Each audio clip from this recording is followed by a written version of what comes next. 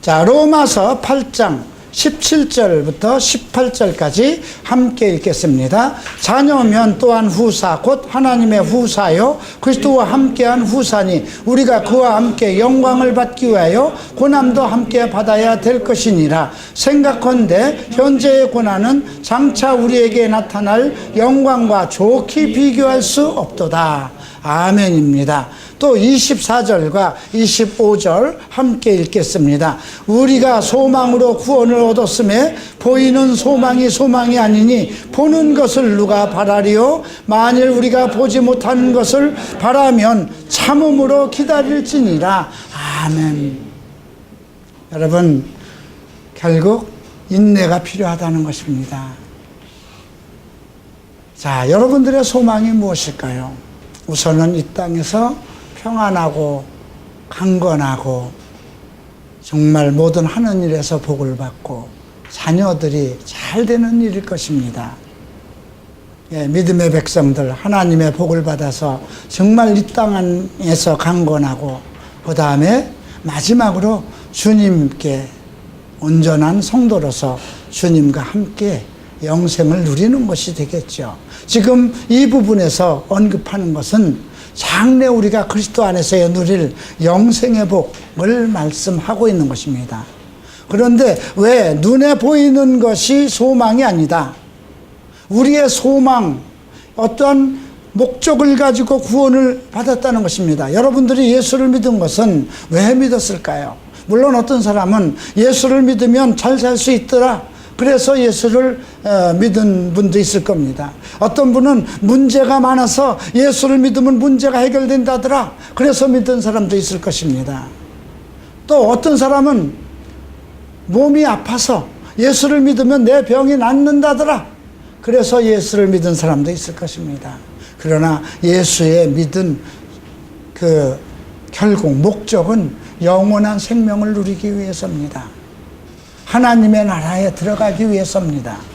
그러나 이 하나님의 나라에 들어가는 것은 죽어서 들어가는 것이 아니라 예수를 믿는 자는 죽어도 살겠고 살아서 나를 믿는 자는 영원히 죽지 아니하라는 말씀과 같이 죽지 않는 것입니다.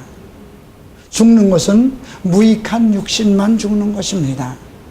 우리의 육신이 나의 하나의 그릇이나 마찬가지입니다. 실질적인 것은 우리가 음식을 먹으면 그 그릇 속에 있는 맛있는 음식이 그걸 먹는 것입니다. 우리의 본체는 내 영과 혼입니다. 내 영과 혼이 과거에는 믿지 않았을 때는 사탄의 지배를 받아서 내 마음이 사탄의 종로로 타고 있었던 것입니다. 그래서 죄가 죄인지 모르고 정말 방탕하며 하지 말아야 할 것, 윤리적으로 도덕적으로 하지 말아야 할 일들을 하고 살던 사람들입니다. 그러나 만세전에 하나님께서 예수 그리스도 안에서 우리를 예정해 놓으셨기 때문에 각자 인생길에서 예수를 만나게 된 것입니다. 그래서 우리가 구원을 받았습니다. 이 구원의 목적은, 종착지는 어디 있느냐? 결국 영원한 생명에 들어가는 것입니다. 우리가 그 영원한 생명에 한 사람이 들어가기까지의 많은 아픔과 고통이 7장에 기록이 되어 있습니다. 7장에서 잠시 한번 돌아보겠습니다. 7장 15절을 보면 나의 행하는 것을 내가 알지 못하노니 곧 원하는 것은 행하지 않고 도리어 미워하는 그것을 행함이라. 만일 내가 원치 않는 그것을 하면 내가 이로써 율법에 선한 것을 시원하노니 이제는 이것을 행하는 자가 내가 아니요 내 속에 거하는 죄니라. 죄에 대한 갈등인 것입니다. 특별히 예수를 믿는 사람들은 내가 예수를 믿음으로 성령이 우리 안에 임재하여 계시기 때문에 그 성령이 나를 위해서 탄식하고 나를 위해서 하나님의 그리스도의 형상으로 인도하고자 선한 일로 선한 사람으로 바꿔가고자 그렇게 성령께서 도우시기 때문에 내가 범죄를 할 때마다 성령은 내 안에서 탄식하는 것입니다. 그럼에도 불구하고 예수를 믿고 하나님을 찬송하고 있는 사람들이 많은 죄에 빠지고 있지요.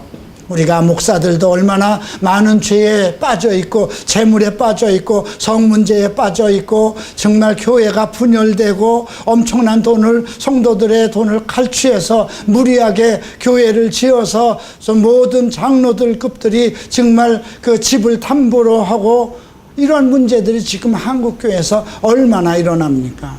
예수님은 목수임에도 불구하시고 이 땅에서 집을 한 채도 짓고 가시지 않았다는 것입니다.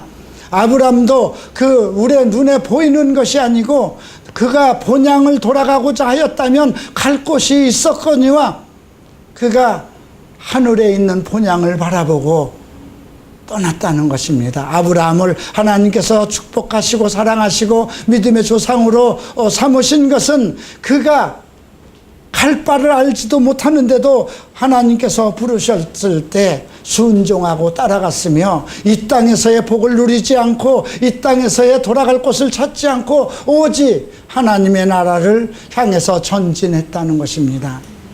우리도 그와 같은 믿음을 가진 사람들입니다. 그래서 우리도 그러한 소망을 가지면 아브라함의 복이 우리에게 그대로 미치는 것입니다. 여러분, 오늘 이런 말씀이 있죠. 자, 8장을 다시 한번 보겠습니다. 8장 24절에 우리가 소망으로 구원을 얻었음에 보이는 소망이 소망이 아니니 보는 것을 누가 바라리요? 그랬습니다. 보는 것은 내가 노력해서 찾으면 되는 거예요. 그렇죠? 예, 직장이든 배우자든 또 좋은 것이든 내가 어떤 것을 눈에 보이는 것을 갖고 싶으면 우리가 인간의 노력으로 해서 가질 수 있어요. 그죠? 백화점에 있는 어떤 명품백도 사실 아무리 지금 콩나물 장사를 하고 연탄 배달을 한다고 해도 내가 저하고 하나 내 일생에 사겠다 하면 사는 겁니다. 왜? 눈에 보이기 때문에.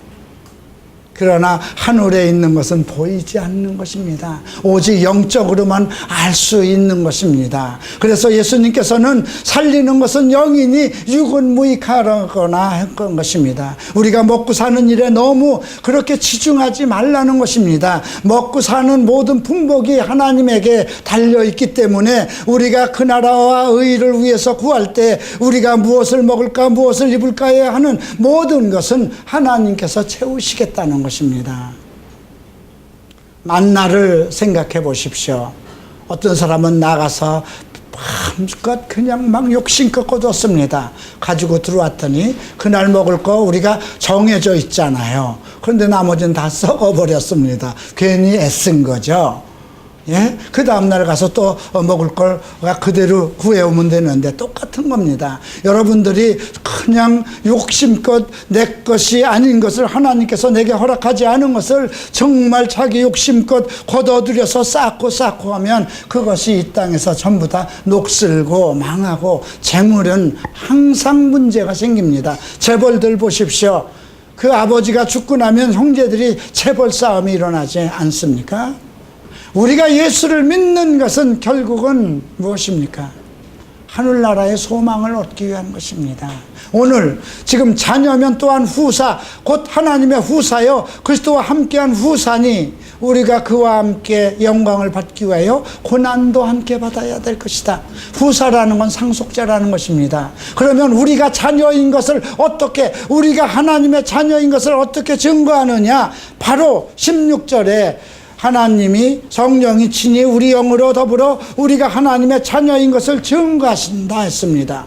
그리고 우리가 지금 15절을 보면 너희는 다시 무서워하는 종의 영을 받지 아니하였고 양자의 영을 받았으므로 아바 아버지라 부른다. 여러분들이 하나님을 아바 아버지로 부른다는 것은 성령이 여러분들 안에 있어서 눈으로 보지도 않고 만나지도 않은 하나님을 아바 아버지로 부를 수 있는 것입니다.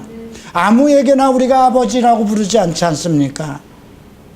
그런데 눈으로 보는 아버지만 아버지라고 부를 수 있는 거예요. 그런데 보지도 못했는데 내가 하나님 아버지를 향해서 아바 아버지라고 부를 수 있는 것은 내 안에 이미 성령이 있다는 것입니다. 그래서 혹시 여러분들이 구원파나 누가 와서 당신이 예수를 믿어서 구원의 확신이 있습니까? 물어보면 이걸 얘기를 하면 돼요. 나는 하나님을 보지도 않았지만 내 영이, 하나님의 영이 내 안에 살아 계셔서 하나님이 내 아버지인 것을 내 입으로 고백하고 알고 내 마음이 안다고 하면 되는 것입니다. 그래서 우리는 이미 만세전에 하나님이 예수 그리스도 안에서 택한 하나님의 자녀인 것입니다. 자녀면 반드시 하나님의 상속을 받아야 된다는 것입니다. 상속자. 그런데 모든 것을 누구에게 주셨나요? 예수 그리스도에게 주셨습니다. 예수 그리스도가 아들이기 때문에 모든 아버지의 것은 예수께서 상속을 받으셨습니다. 그런데 우리는 이제 양자를 삼으셨어요. 예수 그리스도와 함께 형제되기 위해서. 그래서 로마서 8장을 보면 29절에 보면 그로 많은 형제 중에서 맏아들이 되게 하셨다는 것입니다. 하나님께서 우리를 양자로 삼았기 때문에 예수께서 맏아들이 되셨습니다. 우리가 그와 함께 하나님의 나라를 상속받는 것입니다. 그런데 어떤 사람이 받을 수 있느냐 이거예요. 아들이면 다 받을 수 있는 거죠. 근데 만약에 여러분들 아들이 둘 있는데 매일 술이나 먹고 노름이나 하고 도박이나 하고 그러려면 여러분들 재산 상속하시겠습니까? 안 하죠. 착하고 형제 사랑하는 아들이 있으면 야 이거 네가 맡았다. 네 동생 내 형 정신 차리면 나눠주거라 그러겠죠. 네. 우리가 그래서 지금 우리가 지난주에 로마서 8장에서 배운 것은 육신을 쫓지 않고 영을 쫓아 행하는 우리에게 이런 말씀, 너희가 육신으로 살면 반드시 죽을 것이로되 영으로서 그 육신을 제어하면 살 것이라는 것입니다. 육신의 생각대로 살지 말라는 것입니다. 영의 생각으로 하나님의 뜻을 따라서 살아가라는 것입니다. 상속자에게, 하나님을 믿는 자들에게, 예수를 믿는 자들에게 하신 명령입니다. 그래서 우리가 육신대로 살면 안 되는 것입니다. 육신대로 살면 반드시 죽는 것입니다. 육신대로 살면 반드시 하나님의 나라를 상속받지 못하는 것입니다. 거룩한 예수 그리스도의 형상과 같이 된 사람들이 우리가 받을 수 있는 자격입니다. 그래서 우리가 하나님의 후사요 예수 그리스도와 함께한 후사면 그 영광을 함께 받기 위해서 고난도 받아야 될 것이라는 것이, 그 고난이 무엇일까요? 육신과의 전쟁입니다. 갈라디아서를 보면 육신은 성령의 일을 못하게 하고 성령은 육신의 일을 못하게 해서 우리 안에서 전쟁이 일어나는 것입니다. 재물을 보면 갖고 싶고 이것을 윤리와 도덕을 떠나서 수단과 방법을 가지지 않고 자꾸 갖게 하고, 이쁜 것을 보면 범하고 싶고 정욕적으로 모든 욕정이 살아나고, 육신대로 살면 반드시 죽는다는 것입니다. 이 전쟁에서 살아남는 것, 누가 이것을 있을까요? 오직 성령입니다. 그래서 로마서 8장 2절에서는 이는 그리스도 예수 안에 있는 생명의 성령의 법이 죄와 사망의 법에서 너희를 해방했다는 것입니다. 바울은 지금 세 가지 법을 언급하고 있습니다. 죄와 사망의 법, 이건 우리가 타고날 때 세팅돼서 나왔어요. 그래서 우리가 어떻게 할 수가 없어요. 이것을 완전히 우리에게서 세팅된 것을 완전히 없애기 위해서 예수께서 죄의 값으로 십자가에 못 박히신 것입니다. 두 번째, 그 죄의 법에서 살아남을 유일한 길을 또 하나 주셨는데 그것이 율법입니다. 율법을 지켜서 그 하나님 앞에 의롭게 살아가는 길을, 법을 주셨어요. 그런데 인간이 그 율법을 지킬 수가 없었어요. 왜? 육신이 연약하기 때문에. 먹지 말라고 했는데 여러분, 어린애들한테 만약에 맛있는 걸 이렇게 보여주고 이거는 절대로 아빠 오면 먹을 거니까 먹으면 안 돼, 그리고 냉장고에다 넣어보세요. 그게 아무리 높은 데 있어도 뭐 갖다 놓고 꼭 꺼내 먹습니다. 먹어야 될까 막아야 될까 갈팡갈팡 가다가 결국은 하나만 먹으면 모르겠지 하는 것이 어린애들도 그렇습니다. 그게 우리 육신이에요. 그걸 이기게 하는 것이 누구냐? 성령이 이기게 하는데, 문제는 우리의 생각이 어디에 있느냐 이겁니다. 그래서 6절에 보면 5절에 보면 8장 5절을 보면 육신을 쫓는 자는 육신의 일을, 영을 쫓는 자는 영의 일을 생각하나니 육신의 생각은 사망이요 영의 생각은 생명과 평안이라. 그래서 여러분들의 생각을 지켜야 되는 것입니다. 여러분들의 마음을 지켜야 되는 것입니다. 우리가 그래서 어떤 일을 할 때 꼭 먼저 생각하십시오. 어느 집사님이 저한테 물어봤습니다. 어느 것이 하나님의 일을 하는 것입니까? 예수님은 뭐라고 대답했나요? 예수 그리스도를 믿는 것이 하나님의 일이라고 그랬습니다. 저는 그렇게 대답했습니다. 내가 하는 일이 하나님의 일일까요? 하나님이 막으시는 걸까요? 그랬을 때 성경을 통해서 봤을 때 그것이 성경에 어기는 일을 하지 말아야 되는 것입니다. 왜? 예수님이 성경이고 말씀입니다. 내가 길이요 생명이라고 하셨기 때문에 성경에서 언급한 것은 하지 말라고 언급한 것은 안 해야 된다는 것입니다. 그것이 육신의 일이냐 영의 일이냐. 성경에서 하라고 하는 일이 영의 일인 것입니다. 그래서 여러분들이 육신의 생각을 쫓지 말고 영의 생각을 쫓아야 되는데, 영의 생각은 무엇일까요? 바로 성경에 기록되어 있는 말씀이라는 것입니다. 그래서 우리가 율법으로 할 수 없는 것을 예수께서 십자가 위에서 해결을 하신 후에 우리에게 무엇을 주셨나요? 생명의 성령의 법을 주셨습니다. 그래서 우리 생각만 잘 지켜나가면 우리가 육신의 일이냐 영의 일이냐 모든 것을 분별을 하면서 잘 지켜나가면 성령께서 우리를 인도하시는 것입니다. 오늘 이런 말씀이 있네요. 19절부터 보면 피조물에 고대하는 바는 하나님의 아들들이 나타나는 것이니 피조물이 허무한데 굴복하는 것은 자기 뜻이 아니요 오직 굴복해 하시는 이로 말미암는다.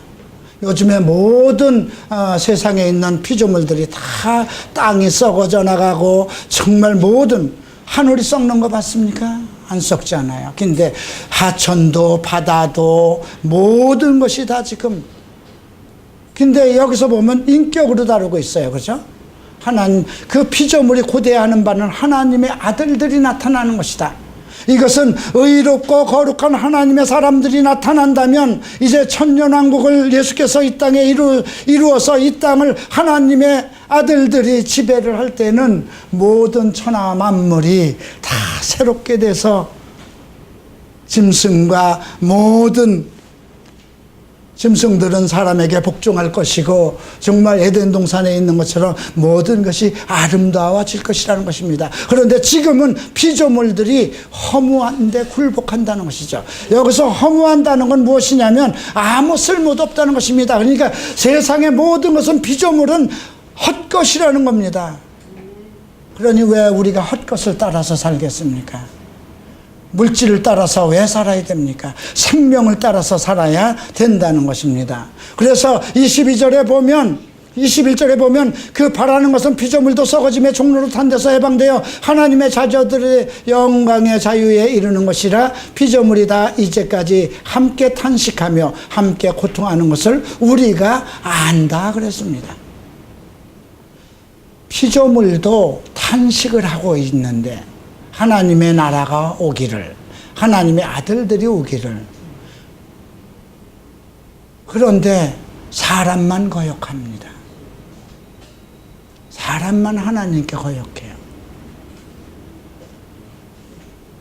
그래서 바울은 오늘 23절에서 이뿐 아니라, 근데 이뿐 아니라는 이 말씀 속에 또 다른 말이 포함되어 있는데요. 그들뿐이 아니라 이런 뜻이에요. 피조물만 아니라 또한 우리 곧 성령의 처음 익은 열매를 받은 우리까지도, 이건 교회를 얘기합니다. 물론 사도들이 먼저죠. 그렇죠? 사도들이 교회에서는 가장 먼저 성령을 받은 사람들이죠. 성령을 받으라고 예수님께서 코에다가 성령을 불어넣으셨으니까요. 그러나 사도들, 우리라고 지칭하는 건 전체 우리를 말하는 것입니다. 그래서 성령의 처음 익은 열매를 받은 우리까지도 속으로 탄식하여 양자될 것 곧 우리의 몸의 구속을 원하노라. 양자될 것. 완전한 양자, 거룩하고 의로운 것, 육신의 것이 쏙 빠진 것, 완전히 하나님 보시기에 예수 그리스도와 나란히 형제로 설 수 있는 그런 상태가 되기를. 그래서 그렇게 몸의 구속이라는 건 뭔지 압니까? 예수께서 십자가에, 예수께서 이 땅에 오실 때에, 우리가 같이 올 때에, 마지막 때에 우리가 부활 승천해서 예수님께서 이 땅에서 육이 죽고 이제 십자가에서 죽고 그 영의 몸으로 부활의 영체로 하늘로 올라간 것처럼 우리도 그렇게 변합니다. 그래서 몸의 구속이라는 건 최종적으로 이제 하나님 앞에 우리의 결산이 나타나는 것입니다. 그때까지 우리가 해야 할 일이 무엇이냐면 육신의 소욕과 더러운 것과 세상의 것을 싹 정리해야 됩니다.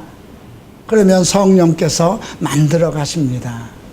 이제 우리가 다음 주에 8장 마지막 부분에서 성령께서 우리를 어떻게 만들어 가는가? 우리는 도저히 의롭게 될 수도 없고 거룩하게 될 수도 없는데 하나님의 나라를 상속받아서 예수 그리스도가 맏아들되고 우리가 그의 형제로서 이 아름다운 하나님이 주시는 천년왕국에서의 기업을 받을 상속자로서 나는 될 수가 없잖아요. 먹고 싶은 거 하나 참는 것도 상당히 힘든데, 갖고 싶은 것 참는 것도 상당히 힘든데, 그러나 성령께서 만들어 가시는 겁니다. 잠깐 그 한 부분을 보겠습니다. 29절을 보면 하나님이 미리 하신 자들로 또한 그 아들의 형상을 본받게 하기 위해서 미리 정하셨으니 이는 그로 말미암아 형제 중에서 맏아들이 되게 하려 하심이라. 30절 봅니다. 미리 정하신 그들을 또한 부르시고 부르신 그들을 의롭다 하시고 의롭다 하신 자들을 영화롭게 하셨다는 겁니다.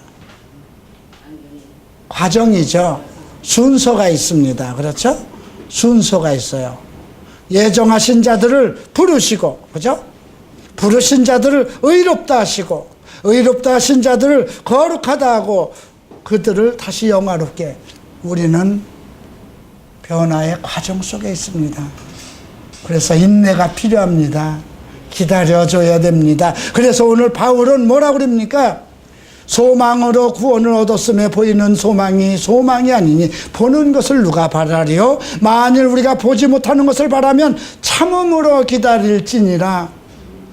기다려야 됩니다. 한 사람이 온전한 그리스도의 형상이 되는데 얼마나 오랜 시간이 필요합니까? 참고 기다려줘야 됩니다. 모두에게 이 복이 임하시기를 주의 이름으로 축원합니다. 일어나시기 바랍니다.